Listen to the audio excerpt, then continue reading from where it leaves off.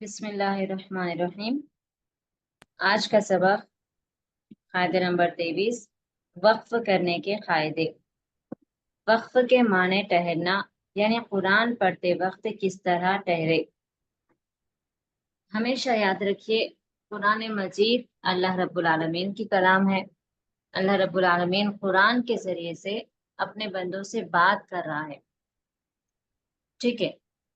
خوشخبریاں، جنت کی خوشخبری دے رہا ہے، جہنم سے ڈرا رہا ہے، اپنے احکام بتا رہا ہے، عبادت کیسی کرنی ہے وہ بتا رہا ہے، توحید کیا ہے یہ ساری چیزیں بتا رہا ہے۔ پچھلے گزشتہ انبیاء کرام کے جو واقعات ہے وہ تمام چیزیں قرآن مجید سے ہمیں معلوم ہوتی ہیں۔ تو لہٰذا جیسے انسان آپس میں ایک دوسرے سے بات کرتے ہوئے کہاں پر ٹہرنا ہے، کہاں پر نہیں ٹہرنا ہے، کہاں پر کاما دینا ہے، کہاں پر فل سٹاپ دینا ہے، کہاں پر اپنی بات مکمل کرنا ہے، کیسے رکنا ہے، اس ساری چیزوں کا خیال رکھتے ہوئے گفتگو کرتے، آپس میں ایک دوسرے سے گفتگو کرتے، کنورسیشن کرتے۔ تو اسی طرح سے قرآن بھی کیا ہے، اللہ رب العالمین کا کلام ہے۔ اللہ تعالیٰ قرآن کے ذریعے سے اپنے بندوں سے بات کر رہا ہے۔ تو جہاں پر رکنا ہے، جہاں پر ایک سینٹینس ختم ہو رہا، ایک جملہ ختم ہو رہا، وہاں پر اگر ہم رکیں گے تو وہ صحیح معنوں میں صحیح سے ہم اس کی تلاوت کر سکتے۔ جہاں پر نہیں رکنا ہے وہاں پر ہم رک رہے ہیں، اور منع جہاں پر کر رہے ہیں وہاں پر رک جا رہے ہیں، تو ایسی صورت میں کیا ہے، اس کے معنی بدل جاتے۔ یہ ایک چیز ہو گئی۔ اب دوسری چیز ہے، اب ایک سینٹینس ختم ہو گیا، ایک جملہ ختم ہو گیا، اب اس جملے کو وہیں پر آپ کو سٹاپ کرنا ہے، پھر اگلا جملہ آپ کو شروع کرنا ہے۔ تو وہ کس طرح سے شروع کریں گے یہ آپ کو یہاں پر بتایا جا رہا ہے، ٹھیک ہے۔ تو قرآن مجید میں ایک جملہ ختم ہو رہا، دوسرا جملہ شروع ہو رہا، یہ کیسے معلوم ہوگا؟ اس گول نشان کی وجہ سے۔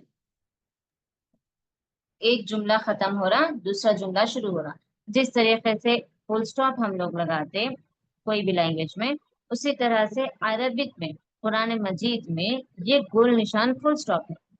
کیا ہے یہ؟ فل سٹاپ فل سٹاپ ہے، یعنی کہ یہاں پر ایک سینٹینس ختم ہو گیا، اللہ رب العالمین نے ایک سینٹینس یہاں پر ختم کیا، تو یہاں پر کس طرح رکنا ہے، کیسے رکیں گے، یہ آپ کو اس سبق میں بتایا جا رہا۔ کیونکہ غور کیجیے آپ، یہ جو گول نشان ہے اس سے پہلے کی حرکت، اس سے پہلے کا جو لفظ ہے اس میں زیر ہے، یہاں پر زبر ہے، یہاں پر پیش ہے، یہاں پر دو پیش ہے، یہاں پر دو زبر ہے، یہاں دو پیش ہے، پھر یہاں دو زیر ہے۔ مطلب یہ کہ آیت پر رکنے سے پہلے ہر حرف پہ کچھ نہ کچھ حرکت ہوتی ہے نہیں ہے یہاں پر؟ ہے باجی، تو ان حرکتوں، اگر ہم ان حرکتوں کے ساتھ فل سٹاپ کریں گے تو آپ کو نہ ہی پڑھنے پر سمجھ میں آتا کہ ایک بات ختم ہوئی، نہ ہی سننے پر لوگوں کو سمجھ میں آتا کہ ایک بات ختم ہوئی۔ مثال کے طور پہ میں اگر اس طرح سے پڑھتے جاؤں گی، اعوذ باللہ من الشیطان الرجیم، بسم اللہ الرحمن الرحیم، الحمد للہ رب العالمین، ایاک نعبد و ایاک نستعین۔ تو اس طرح سے پڑھنے پر آپ کو سمجھ میں آ رہا کہ ایک بات ختم ہو رہی، ایک آیت ختم ہو رہی؟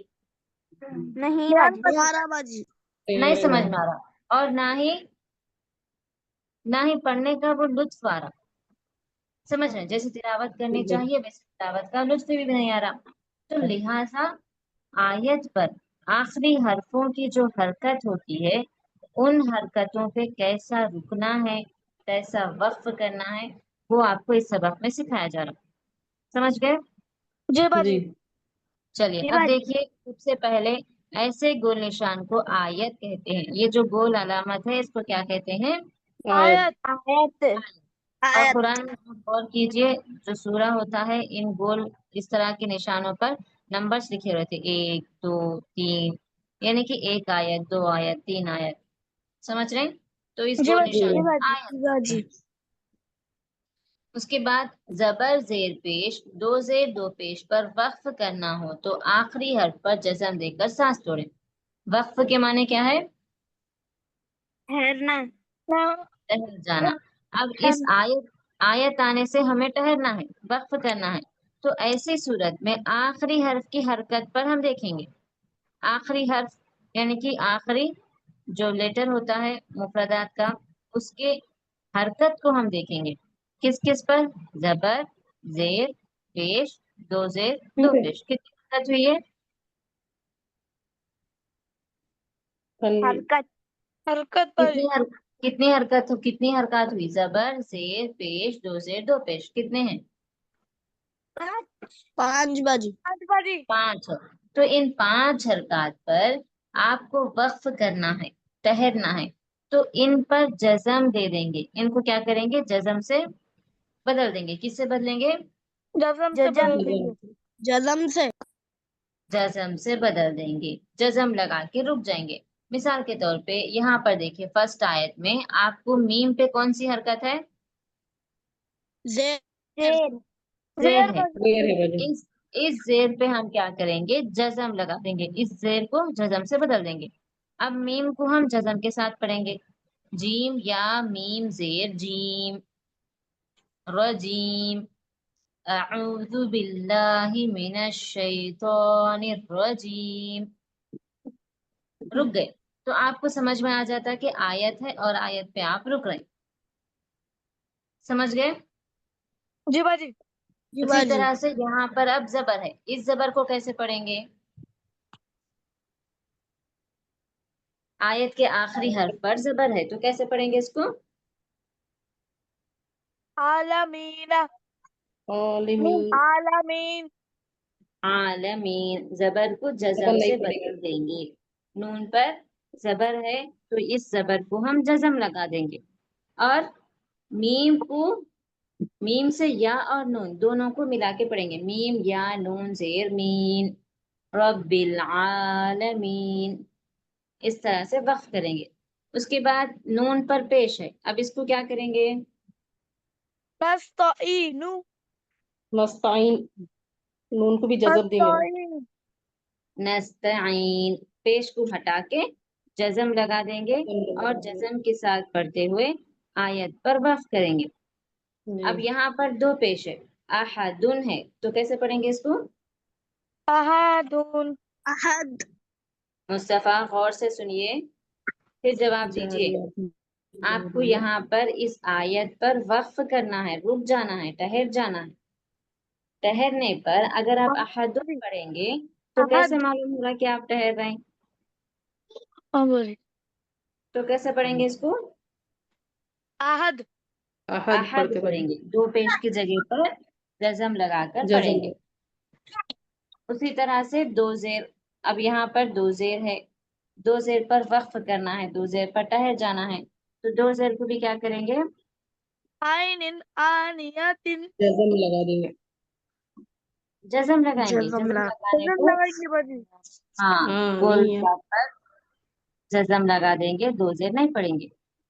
ٹھیک ہے. چلیے اب دیکھیں زبر ہو گیا، زیر ہو گیا، پیش ہو گیا. دو زیر ہو گیا، دو پیش ہو گیا. کیا بچا؟ جی دو زبر. دو زبر. یہاں پر دیکھیے دو زبر پر وقف کرنا ہو تو ایک زبر کے ساتھ الف پڑھا جاتا ہے. جیسے احدن سے احدا. تنوین کے سبق میں ہم پڑھے تھے، یاد ہے آپ لوگوں کو؟ جی باجی. الف سے لے کے یا تک دو زبر کے ساتھ الف لکھا ہوا تھا.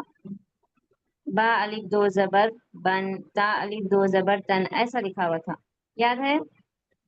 جی. جی باجی. کیونکہ ہمیشہ دو زبر کے ساتھ الف لکھا ہوا رہتا ہے تو جہاں پہ وقف کرنا ہے آیت سے پہلے اگر دو زبر آیا تو ایسی صورت میں جب ہم اس پر وقف کر رہے ہیں تو ایک زبر کے ساتھ الف پڑھیں گے. کیا کریں گے؟ ایک زبر کے ساتھ الف پڑھیں گے. کیسا؟ ایک زبر کے ساتھ الف پڑھیں گے. آنیت. کیسا پڑھیں گے؟ ایک زبر کے ساتھ الف پڑھنا یعنی کیسا؟ آنیت. لاغیت. کہاں دیکھ رہے ہیں آپ لوگ؟ یہاں پر بتا رہی ہوں میں آپ کو. یسرا. دو زبر کے ساتھ الف لکھا ہوا ہے تو دو زبر پر جہاں پہ بھی وقف کرنا ہوگا वहाँ एक जबर के साथ अलिफ पढ़ेंगे। युसरा होता बाजी। युसरा होता, रा अलिफ जबर रा, युसरा पढ़ेंगे। ठीक है, युसरन अगर मिला के पढ़ना है तो युसरन होता, दो जबर को पढ़ेंगे। लेकिन आयत आ गई, उस पर वक्फ करना है, ठहर जाना है, तो लिहाजा वो दो जबर से एक जबर के साथ अलिफ पढ़ा जाएगा। इसको याद रखना है। अब आखिरी फायदा है, गोल ता पर वक्फ करना हो तो वो हाय साकिना बन जाती है। जैसे जारियतुन से जारिया। सबसे पहले साकिना किसे कहते हैं वो समझिए, हम इससे पहले के सबक में पढ़ चुके थे। किसे कहते हैं साकिन? जज़म वाले हो। शाबाश, जज़म वाले हर्फ को साकिन कहते हैं। तो किसी भी हर्फ पे अगर जज़म आ गया, उस हर्फ को साकिन कहेंगे। या पे जज़म है या साकिन, वाव पे जज़म है वाव साकिन। उसी तरह से हा पे जज़म आया तो वो क्या हो जाता? हाँ साकिन। हाय साकिना हो जाता। अब यहाँ पर गौर कीजिए आप, गोलता पर दो पेश है, गोलता पर दो जेर है और गोलता पर दो जबर है। ठीक है, जी गोलता बाजी। पर हमेशा दो जबर दो जेर दो पेश ही आते हैं, जबर जेर पेश नहीं आते। तो ऐसी सूरत में, आयत से पहले ऐसी सूरत में क्या करेंगे? जजम दे के सांस तोड़ेंगे। और जब जजम दे रहे तो ये हाय साकिना बन जा रही। और गोलता पर जब दो जबर आता, इसके साथ अलिफ नहीं लिखा होता। यहाँ पर अलिफ है क्या? देखिए, दो जबर के साथ नहीं है बाजी। नहीं है। अगर अलिफ नहीं है तो अलिफ पढ़ते फिर हम नहीं पढ़ते। नहीं नहीं है। पढ़ते। तो क्या करेंगे? यहाँ पे भी जज़म देके छोड़। शाबाश, जजम दे के सांस तोड़ेंगे। तो जारियतुन से अगर हम गोलता पर जजम दे रहे हैं तो क्या बन जा रही वो? जारिया। जारिया। जारिया। आनियतिन से आनिया शाबाश, लागियतन से लागिया। लागिया, लागिया। लागिया। लागिया हाय साकिना बन जाती है। हाय साकिन जजम दे देना, ठीक है। जैसे जबर जेर पेश दो पेश पर आयत से पहले जजम दे दे रहे हैं, वैसे ही गोलता पर भी दो जबर दो जेर दो पेश आया तो इस पे भी जजम दे देंगे और गोलता को हाय साकिना बना के पढ़ेंगे। ठीक है, गोलता जी है लेकिन वक्फ करने पर ये हाय साकिना बन जाती, जजम वाली हा बन जाती। समझ गए सर? जी बाजी। जी बाजी। कोई सवाल? बाजी लागिया। लागिया ता बोल के है ना, वहां भी जज़म दे देना। हाँ, क्योंकि इसके साथ दो जबर है लेकिन इसके साथ अलिफ लिखा हुआ है। अलिफ नहीं है। नहीं है। नहीं है। नहीं है, तो अलिफ रहे जहां जगह पर ही एक ही इस तरह जबर से, पढ़ना बाजी। हाँ इस तरह से अलिफ लिखा हुआ रहता, वहीं पर आप जी। एक जबर के साथ अलिफ पढ़ेंगे।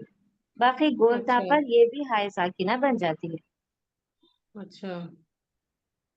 चलिए, अब ये जो सबक है इसमें आपको सबसे पहले हिज्जे करना है। हमजा जबर आ, आइन वाउ पेश उ, दाल पेश दु, अऊदु, इसे हिज्जे करना कहते हैं।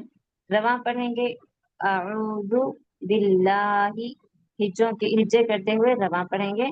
फिर रवा पढ़ते पढ़ते फायदे भी देखेंगे। वाउ साकिन से पहले पेश, वाउ मद हो रहा।